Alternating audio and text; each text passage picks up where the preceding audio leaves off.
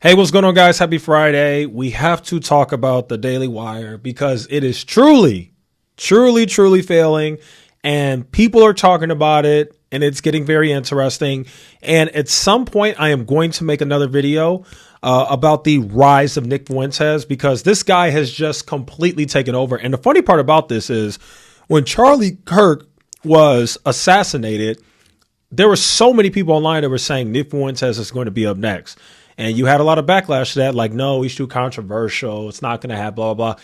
This guy has completely taken over the Republican Party. He might be right now at this moment the number one most famous and well-known public figure in media on the right, Nick Fuentes. I'll make a video about that later. But the bottom line is the viewership on the Daily Wire has declined so much. You know, on this channel, we make fun of the comment section all the time. Nothing makes me laugh harder than when you have crybabies in the comments saying, why are you making fun of a woman and all this weird stuff, using this cancel culture language. Like, okay, bro. It doesn't matter if she's a woman or a man. If a man replaced Brett Cooper on the comment section and all that drama happened, I would cover it. It doesn't matter. It just so happens that the person who did it happened to be a woman, and I haven't gotten over it. So I make videos about it because it's my channel. That's what we do. Let's get to the main thing, though. So on Twitter, I saw this. I know X, whatever. I'm still going to call it Twitter. Sorry. So somebody made this post here where they were making fun. Actually, Ian Carroll is actually the one that I saw who did this. Somebody else made a post basically making fun of the Daily Wire. You can see that Matt Walsh, Michael Knowles, and Ben Shapiro basically posted a live stream. Keep in mind, these guys have millions of subscribers. They posted a live stream and only had like a few hundred viewers.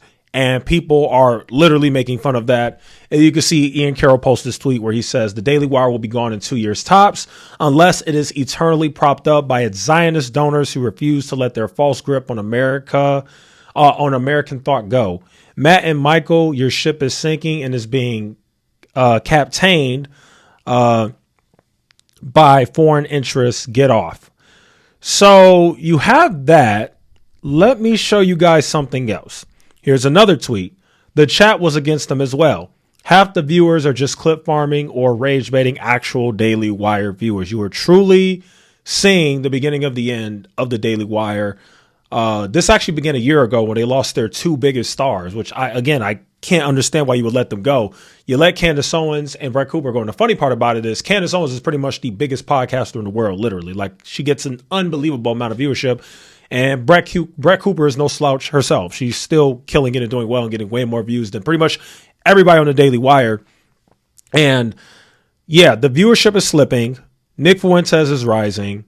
People are just not really happy with the Daily Wire and what they've done over the years.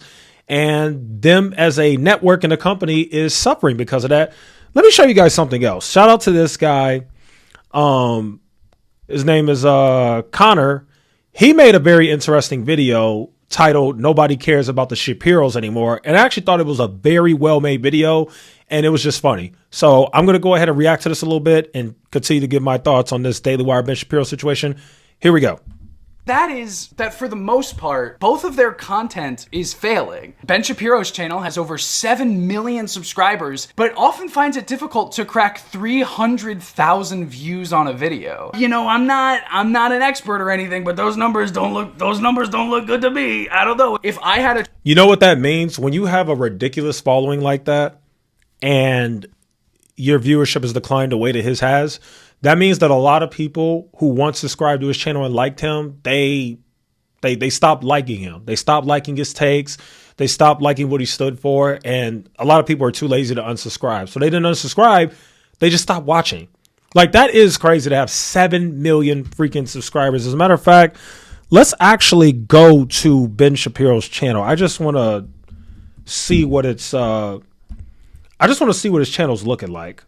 Because I haven't been on his channel in a long time, but I kind of just want to see. So yeah, 7 million subscribers. As more. And then you could clearly see, okay, yeah, his viewership is not great for a channel of this size. I mean, some videos do well and get 600,000 views. But again, this guy has 7 million freaking subscribers. So like, yeah, that's pretty crazy. a channel that had over 7 million subscribers and my numbers look like this, I'd probably put a bullet in my brain. And that's not just me trying to encourage Ben Shapiro. I mean, I made a whole video talking about Ben Shapiro talking about musical theater. Why the fuck would any conservative care what Ben Shapiro had to say about musical theater? It's because his content is failing and he's desperate for anything. I think the definition of falling off is making a video made for your right-wing audience about a new movie that comes out and getting completely destroyed in the comments. And same thing goes for Abby Shapiro. She used to make React-style reactionary content, where she would just sit there looking at her phone for like 5 fucking minutes and then give like a 2-second response to what the original video was saying. If you see a woman with purple hair, green hair, blue hair colors that don't naturally occur in nature, that is not a woman you want to date. That is a woman you're going to want to avoid. A girl with blue hair, green hair, pink hair, any color under the sun that isn't one of the natural colors is basically saying, I don't want to have a normal life. I don't want to get married and have children. I don't want to be with a guy who just wants to raise our family in our nice suburb as part of the community. She's saying, I'm different. I'm different. You want to choose a woman whose hair color is representative of where she's at in life. She's got a hair color that's kind of typical because she knows that a typical life doesn't mean a boring life. A typical life means a full, loving life. And it doesn't have to be traveling in a van or being in Bora Bora every other week. It means being home with your family. And that is what's going to really be valuable in your day-to-day. Just the laziest form of content that anybody could imagine. Or at least I thought until I was introduced to what Abigail Shapiro is doing now. Lifestyle mom content for the first person in their home to be a single mother. It's time for something new. I'm launching the first generation stay-at-home mom, a free Substack and a completely new Instagram page. It's for all stay-at-home moms, but especially for those who are the first in their families to embrace motherhood and homemaking as a full-time vocation. Look, everybody's got a niche. I can't bash someone for having a niche, but based on the numbers, I don't think anybody really gives a fuck about this niche at all. If this was a random person starting out, I would be commending them, saying, oh my god, this is fantastic. You're getting hundreds of likes on a video. That's awesome. But this is fucking Ben Shapiro's sister we're talking about. These numbers are pathetic. And it's because nobody cares about their dumb grift anymore. In kind of like a mocky tone, and then saying the movie was bad. Even though you didn't offer any criticism, you just said what the plot was in a mocky tone, as if I'm supposed to know why all of these things are bad. She gets pregnant. There's a shot from the film that you've seen of her very heavily pregnant, firing off what looks like an M4. And the idea is she's a true revolutionary, right? The freedom is in her belly. And at one point she says that the gun is for fun, but her genitalia, that is for fighting. She ends up being caught in the middle of a bank robbery. And she gives up. You know what's funny? I remember when Ben Shapiro first started blowing up. I really do. He was huge. And yeah, he basically was, actually, he was going on college campuses before Charlie Kirk was. He was the first, or maybe he wasn't, but he's the first person that I saw on social media that was doing that. I know he has this famous, I'm not even going to say it, but he has this very super viral thing. Actually, I will say it. He has this super viral thing where he was arguing with the college student about trans stuff. And she basically was arguing for it. He was like, well, if I call you a moose, are you all of a sudden a moose? And I don't know how many views that has, but I would suspect it's got to have at least over like 10 million views. Like that had a crap ton of views. I know it's on YouTube somewhere, but yeah, Ben Shapiro's been famous for a very long time.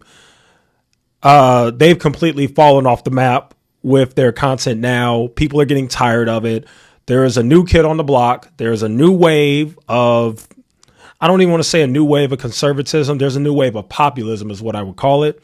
And their brand of it is just not what's in anymore, you know, and their spot is literally being taken.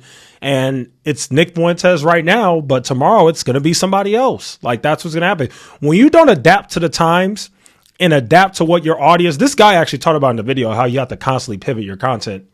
You have to adapt to what your audience cares about. Now, that doesn't mean you have to sell out. Continue to have your beliefs, but you do have to adapt your content. And Ben Shapiro has not done that. On top of the Daily Wire, they have not done that. And that is why they are failing. And it is absolutely glorious to see.